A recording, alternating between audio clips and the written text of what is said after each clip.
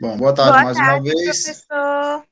Hoje é dia 26 de abril, né? Nono ano, A e B. Boa Vamos tarde. começar aí o segundo bimestre, né? Muito atrizes. Muito. Adorei. Aqui é É, profissa. geralmente eu coloco aqui, né, o que é o dia de hoje. Não coloquei porque hoje é dia de combate à hipertensão. É um dia importante, claro, mas eu acabei não colocando. Não é, como não é muito relacionado, eu gosto mais de colocar quando é relacionado mais à história e tal. Né? Mas, por exemplo, para quem gosta de futebol, hoje é o dia do goleiro. E é, Talvez seja. professor, não sabia não. Opa, é meu dia. Olha aí, Eu, é dia go- de um eu, eu goleiro. não Pois gosto de é, o goleiro Wesley não, não tinha falado porque nada no grupo. Ele sempre fala coisa de futebol. Olha aí, tá vendo? goleiro tem medo de mim, professor. Treme na base. Apoio bora no X1 de bola aqui. Oi, bora Deixa marcar o eu, dia, vai, não vai se tremer aí. deixa eu Bora aqui perto compartilhar de, aqui aqui. perto de casa tem uns 10 campos aqui. Quando aparecer aí, me digam, tá? Vocês são muito Apareceu, emocionados. apareceu, professor. Apareceu. Ok. Apareceu, Pessoal, nós apareceu. vimos nesse primeiro bimestre muito sobre a Primeira República, né? Lembra da Primeira República? O que que tem na Primeira República? Coronelismo, que mais? Política de governadores, política de café com leite, né? Minas e São Paulo, não é isso? Lembram? Isso aí, É, professor. Eu pronto. lembro. Cangaço, né? Importante. Aí República tem da a Espada também, né? República da Espada, são os primeiros dois presidentes do Brasil que são militares. Que mais? Algumas revoltas, né? Nós falamos sobre a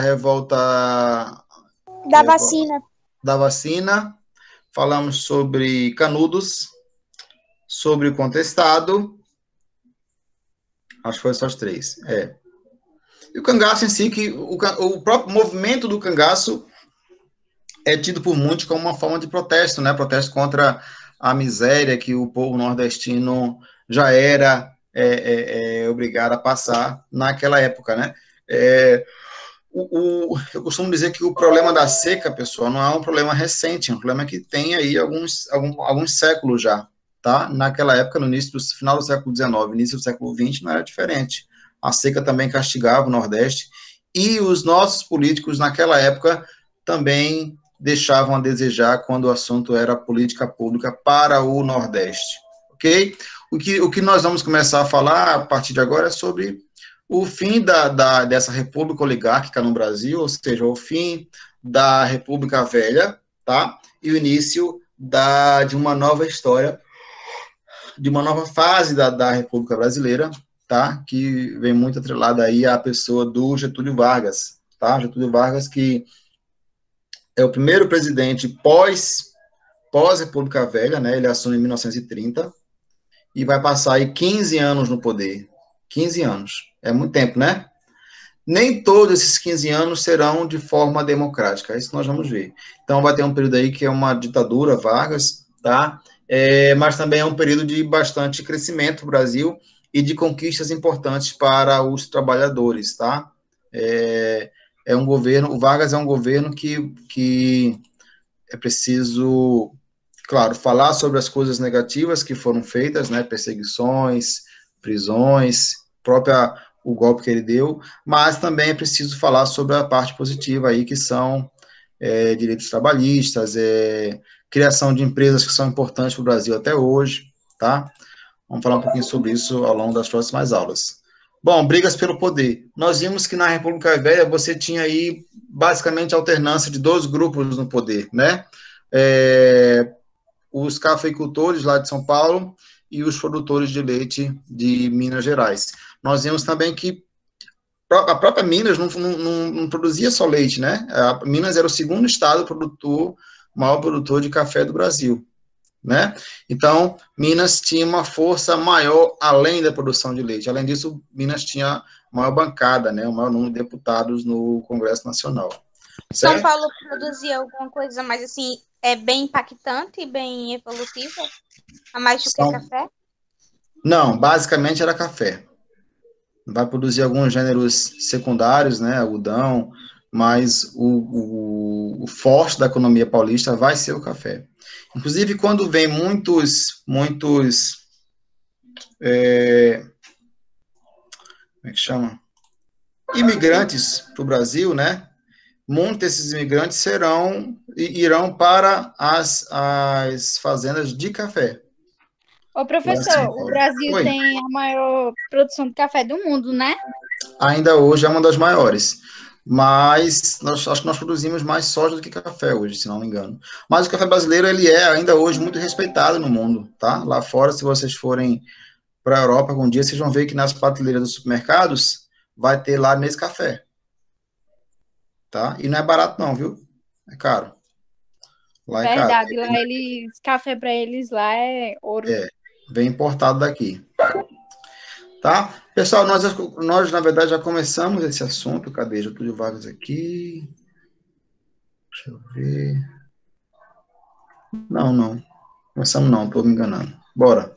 Vamos devagar mesmo. Bom, as disputas presidenciais em 1922, né, elas foram vencidas por Arthur Bernardes, mas elas mostraram que existiram aí setores descontentes com as elites daquele momento, tá? Principalmente do estado do Rio de Janeiro e do estado da Bahia. Lembrando que Rio de Janeiro, naquela época, era a capital do país, ok? Não existia Brasília ainda. Brasília foi construída e foi inaugurada em 1959, 1960. Ok? Professor, Oi. a primeira capital, qual foi? Salvador. Bahia, né? Isso, na Bahia. Salvador, na Bahia. A primeira Depois- capital do Brasil foi Salvador, professor? Isso. Eu pensei que foi Rio de Janeiro, não? Não, foi Salvador. É porque, veja bem, a gente não pode chamar. Se for na Vera foi o Rio, tá? Por quê? Porque Salvador foi capital quando o Brasil era colônia de Portugal ainda. Ou seja, aqui nem era país quando Salvador era o centro Brasil? o centro político do Brasil, digamos assim, tá? Certo? Mas costuma-se dizer que Salvador foi a primeira capital. Quando o Brasil se tornou império, o Rio de Janeiro já era o centro político do Brasil, tá? Então, é por isso que o Rio é o segundo capital, mas pode-se dizer que é a primeira capital de fato, porque quando o Brasil se tornou independente de Portugal, né, se tornou um país reconhecido, né, deixou de ser colônia, a capital era o Rio de Janeiro, ok? Mas, se a gente for pegar lá de trás, Salvador foi o primeiro centro político do Brasil. Que foi por onde chegaram, inclusive, né, os portugueses aportaram na Bahia. Bom, vamos lá. Quebra da Bolsa de Nova York. Já ouviram falar disso, pessoal? Quebra da Bolsa de Nova York? Sim, Não. professor. Eu respondi uma questão sobre isso hoje, da sua prova. Na minha prova? Ah, e por que tu fez minha prova hoje? Não foi. Acho que foi de do história. cadernão, a gente tava fazendo. Foi de história ou foi de geografia? Foi de história. Foi de história, Foi de professor. história. É o mesmo assunto que tem no caderno. Tá. Quebra da Bolsa de Nova York. A Bolsa de Nova York quebrou por causa de um problema de superprodução. Tá? O que é isso? Pessoal, crise no capitalismo, quebra de bolsa, é uma coisa comum no capitalismo, tá? É uma coisa cíclica, tá? Uma das regras do capitalismo é que, de tempos em tempos, nós teremos aí um período de crise, tá? No caso da Bolsa de Nova York, o que aconteceu? Começou-se a produzir muito produto, muita coisa, nos Estados Unidos. Chegou o momento que, inclusive, a Europa comprava muita coisa, né? Porque estava no início da década de 20, a Europa estava se reconstruindo, sendo reconstruída em função da Primeira Guerra Mundial. Só que, mais ou menos no meio da década de 20, a Europa já tinha começado a voltar ao normal, tá? E aí começou a diminuir a quantidade de produtos que eles compravam dos Estados Unidos. Só que os Estados Unidos não parou de produzir. Vai chegar um momento em que vai haver uma superprodução. Então, pensem comigo, se eu invisto R$1 milhão para produzir um grampeador desse, por exemplo, e ninguém comprar o meu grampeador, o que acontece com o meu investimento? Vai ficar sem lucro, vai falir. Eu vou ter um Não vai ter prejuízo retorno absurdo. nenhum. Não vou ter retorno. Foi mais ou menos isso que aconteceu também nos Estados Unidos. Quando a Bolsa de Nova York quebrou, pessoal, nós vamos ter aí um efeito dominó. O que é um efeito dominó? Sai quebrando todo mundo atrás, tá? Sai quebrando todo mundo atrás, inclusive o Brasil. Destruindo tudo que vem pela frente. Exatamente. Tá? Em crise, os Estados Unidos reduziram a importação de café do Brasil. Isso vai provocar o quê? Queda nos preços internacionais do café. O impacto da crise no setor cafeiro gerou desentendimentos entre os produtores e o governo federal. A política café com leite vai se aproximar do final. Então, vejam, eu falei que a República Café com Leite, né, a política café com leite e a República Velha vão terminar em 1930.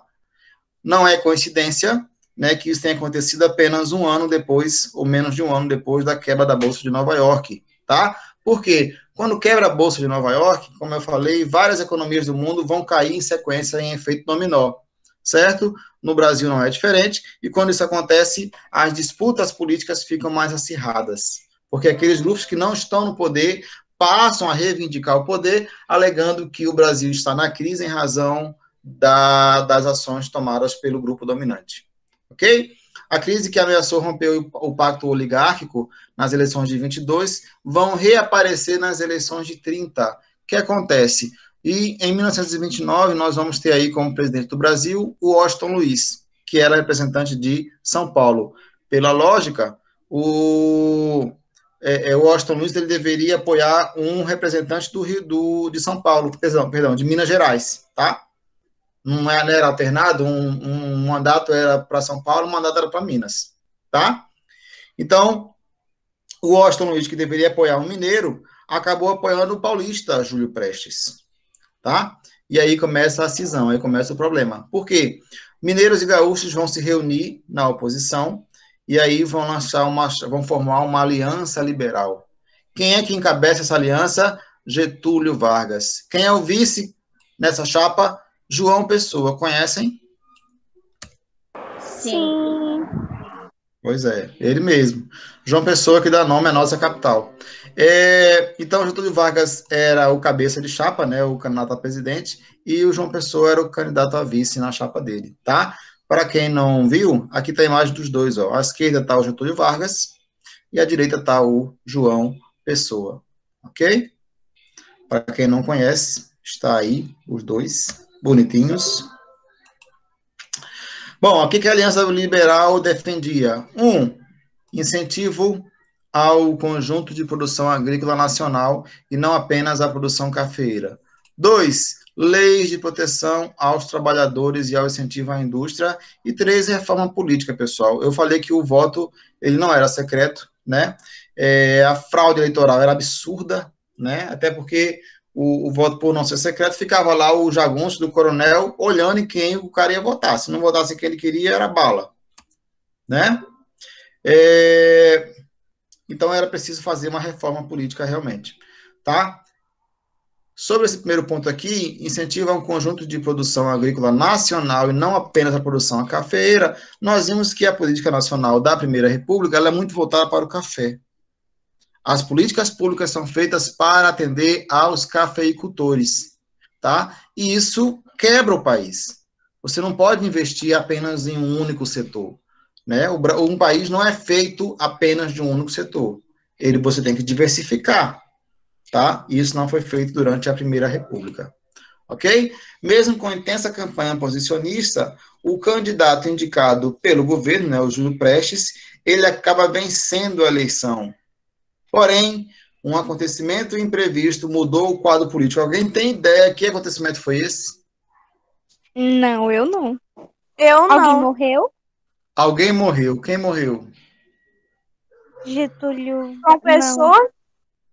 João Getúlio Pessoa? Vargas? Sei lá, não sei. Eu João falei que Pessoa.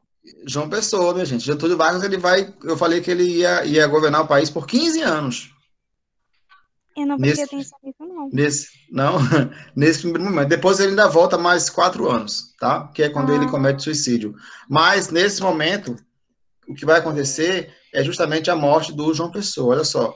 Poucos dias depois, faltou os dias aqui, poucos dias depois das eleições, por motivos relacionados a disputas locais, tá? João Pessoa vai ser assassinado. Ele vai ser assassinado lá na Confeitaria da Glória, em Recife, ok?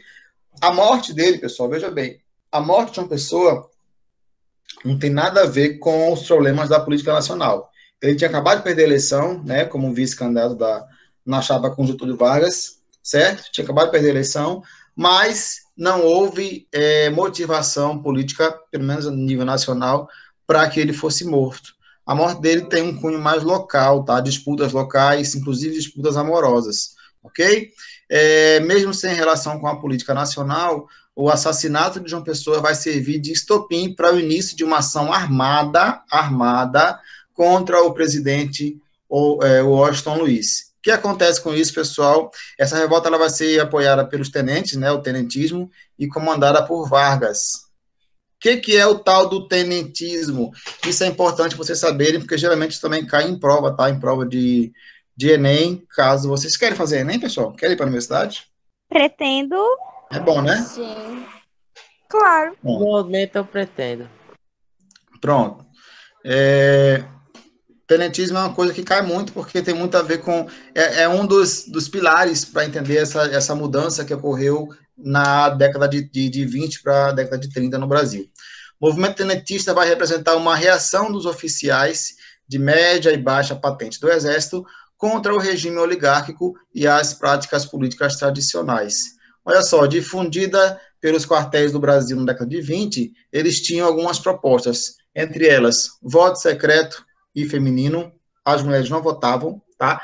Além do voto não ser secreto, as mulheres não votavam também, ok? Moralização da política, que é uma bandeira que a gente luta até hoje, né?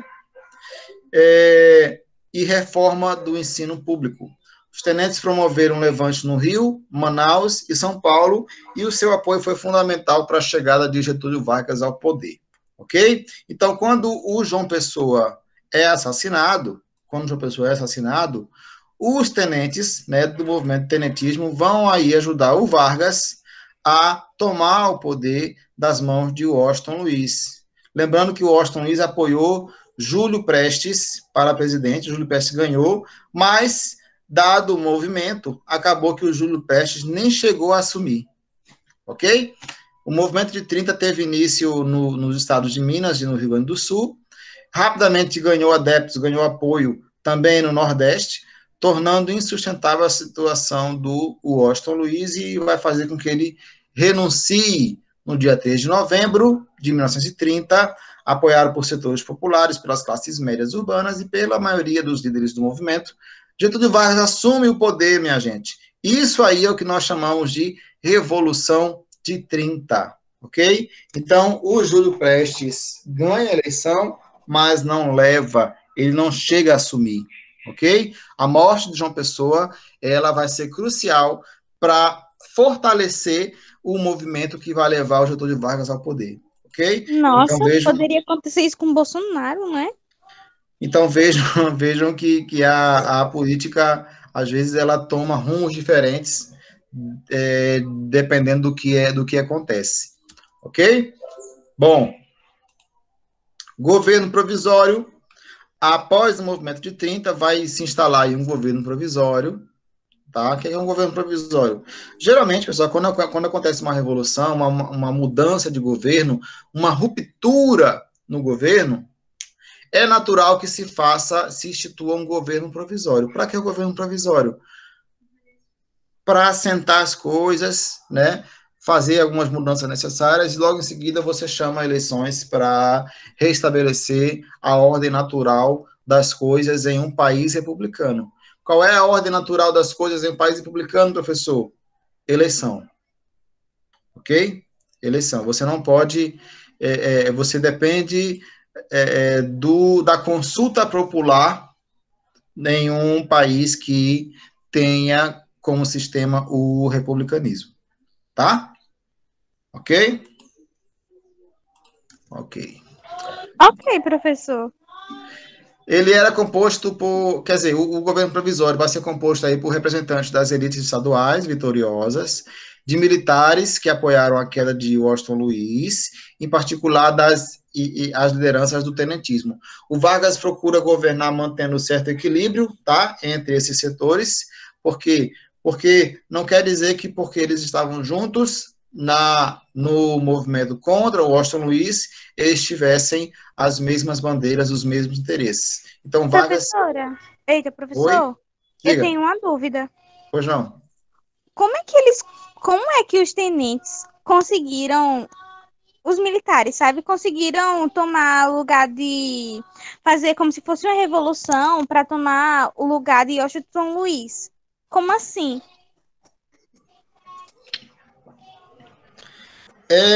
Naquela época, isso era mais, acho que não é mais fácil, mas mais propício a acontecer, porque existia um apoio popular muito mais forte, né? Veja bem, o que eles fizeram em 30, né, com a derrubada de Washington Luiz, não começou em 30. O que eles fizeram em 1930, na verdade, foi a conclusão de um movimento que começou em 1922. Então, veja, eles já estavam aí há 8 anos, pelo menos 8 anos, conversando, trazendo adeptos, trazendo pessoas para apoiar a causa, para derrubar o governo.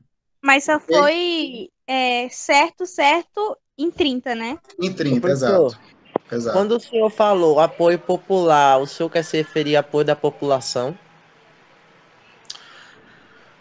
Apoio de alguns setores da população. Eu não posso dizer a população inteira, porque no Brasil a população, nesse momento, ainda é um pouco aquém, ela não é tão ligada às questões políticas do país. Mas, por exemplo, a classe média já estava ao lado dos tenentes em 1930, né? Alguns industriais também, muito em razão da queda da Bolsa de Nova York, que já estava levando o Brasil para a crise. Ok? Mas, não, quando eu falo apoio, não pensem que é a população, não pensem que a população foi em peso para as ruas. Não foi a população em peso, não. Mas foram setores importantes que antes davam apoio para as oligarquias, tá? De São Paulo e de Minas Gerais. Getúlio, pouco sim, procurou governar mantendo o equilíbrio, né? Para isso, um dos instrumentos utilizados foi a nomeação de interventores nos estados, vários deles eram militares, tá? Esses, por sua vez, nomeavam prefeitos dos municípios. Então, o Vargas, ele nomeava o governador, que na época era presidente, né, do estado, e esses governadores, por sua vez, nomeavam os prefeitos. Então, digamos que hoje, se fosse hoje, por exemplo, Vargas nomearia um governador para Paraíba, e esse governador ia nomear o prefeito de cada município. Ok? E assim eles mantinham o controle da situação. A política federal de intervenção, ela vai despertar aí resistência, né? Principalmente de São Paulo. Por que de São Paulo? Pessoal, São Paulo era um dos 2 estados que antes dominava a política nacional. Não era São Paulo e Minas Gerais? Não era assim? São Paulo e Minas, né? Política café com leite. E aí, quando vem a Revolução de 30, é quebrado esse sistema político, tá? Então, São Paulo, que antes dominava a situação, passa a ser o que agora? Oposição. Quando ele é oposição, né, eles vão ser contra, por exemplo, o interventor federal que foi para São Paulo, que inclusive nem era do estado de São Paulo, nem era paulista, tá? Então, a elite paulista, colocada à margem da política central, lutava, por novas eleições à presidência da República. Lembra que eu falei? Você, quando está num sistema republicano, quando ocorre uma ruptura do poder, geralmente vai ter um governo provisório, e esse governo provisório geralmente vai chamar novas eleições. Por quê? Porque no sistema republicano é preciso haver a consulta popular. E como é que se faz consulta popular, pessoal? Através do voto? Através do voto, eleições. A eleição nada mais é do que uma consulta popular. É o sistema político perguntando para a população quem é que eles querem no governo. Ok? O problema é que o povo às vezes vota errado, né? Mas tudo bem. Professor. Sempre. O que foi, Cecília? Sempre. Sempre tem. Sim. Pela autonomia estadual, né, contra o interventor, como eu falei, o interventor que Vargas nomeou não era de São Paulo, então eles não queriam esse cara lá. E a outra questão, era a elaboração de uma nova Constituição para o país. Ok? Bom, 9 de julho de 32 vai começar em São Paulo uma reação militar contra o governo federal. Essa reação militar vai ser chamada de Revolução Constitucionalista de 1932. Por que constitucionalista? Justamente porque uma das bandeiras deles era justamente a elaboração de uma nova Constituição. Alright? Bom, para terminar, só esse pedacinho aqui. Apesar da enorme superioridade militar do governo federal, só em outubro, depois de 3 meses de guerra, a Força Pública Paulista assinou sua rendição. Certo? Então, houve realmente embate, né, na bala. São Paulo perdeu, mas foi uma derrota que trouxe conquistas. Sabe quando você perde, mas você acaba conseguindo o que você queria, né? Ou quando você ganha, mas acaba não conseguindo o que você queria? É mais ou menos isso que aconteceu. Ganha e perde, perde e ganha. É por aí. Mesmo com a derrota militar, as principais reivindicações das lideranças paulistas, elas foram contempladas, tá? Ou seja, Vargas ganhou a disputa, né, militar contra São Paulo, mas mesmo assim ele atendeu às reivindicações que os paulistas estavam fazendo. Ok? Ele vai chamar aí eleições para fazer uma Assembleia Nacional Constituinte. O que é uma Assembleia Nacional Constituinte? É quando você elege deputados e senadores para fazer uma nova Constituição. Certo? Então, não é qualquer Assembleia, não é qualquer deputado. É um deputado, é um senador que vai construir aí uma nova Constituição. Sim, lembra que o interventor de São Paulo não era de São Paulo? Era de outro estado? O Vargas vai mandar para lá um paulista, tá? Para amenizar a situação lá. Ok? Então, acaba que eles conseguiram... São Paulo perdeu a disputa contra o governo federal, mas conseguiu aí as suas reivindicações serem atendidas. Ok? Olha só, em 32, cedendo às pressões que levaram ao movimento dos paulistas, Vargas vai iniciar aí o processo que vai levar às eleições para a Assembleia Nacional Constituinte. Na ocasião, vários partidos políticos se formaram, as eleições ocorreram sem problemas em 33. Quando é em 34, a nova Constituição vai ser promulgada, tá? Nós teremos uma nova Constituição Federal em 34. Essa nova Constituição ela era muito melhor que a anterior, do ponto de vista democrático, porque, por exemplo, ela instituía finalmente o voto secreto. Bom, né? Agora não vai poder ficar o general lá olhando em cima da urna para ver em quem o cara vai votar. 2, voto feminino. Parabéns, finalmente as mulheres votam no país. 1934, não tem nem 100 anos, tá vendo? Que as mulheres votam. Uhum. Outra coisa, tornou obrigatório o voto a todos os brasileiros maiores de 18 anos e analfabetos. Ok? Como é até hoje, tá? É assim ainda. Ok? Alguma dúvida? Não. Não.